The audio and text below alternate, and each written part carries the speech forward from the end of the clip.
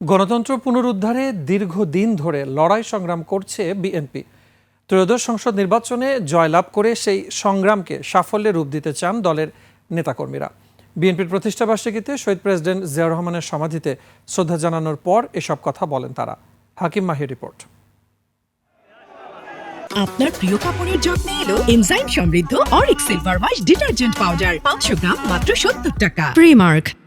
বিএনপির ৪৭তম প্রতিষ্ঠা বার্ষিকী উপলক্ষে দলের প্রতিষ্ঠাতা শহীদ প্রেসিডেন্ট জিয়াউর রহমানের সমাধিতে শ্রদ্ধা জানান নেতাকর্মীরা। দীর্ঘ ১৭ বছর পর ফ্যাসিবাদ মুক্ত দেশে নির্বিঘ্নে দলের প্রতিষ্ঠা বার্ষিকী উদযাপন করতে পেরে উচ্ছ্বসিত তারা।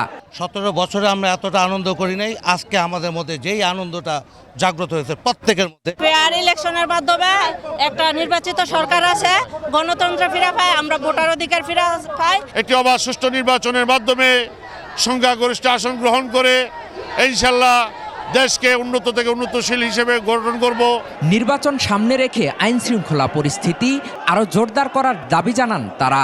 নেতাকর্মীরা বলেন, দীর্ঘদিন ভোট দিতে পারেননি, এবার নিরাপদে ভোট দিতে চান।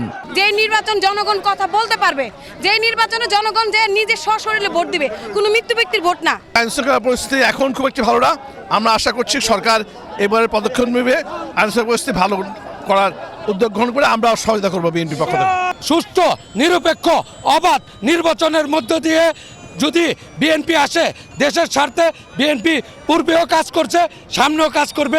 নির্বাচনে কেমন প্রার্থী চান এমন প্রশ্নের জবাবে নেতাকর্মীরা বলেন, যোগ্য ও দুর্নীতিমুক্ত প্রার্থী চান তারা। প্রার্থী অবশ্যই ভালো প্রার্থী এবং যারা জনগণের প্রত্যাশা শতভাগ পূরণ করবে সেরকম প্রার্থী আমরা প্রত্যাশা করি।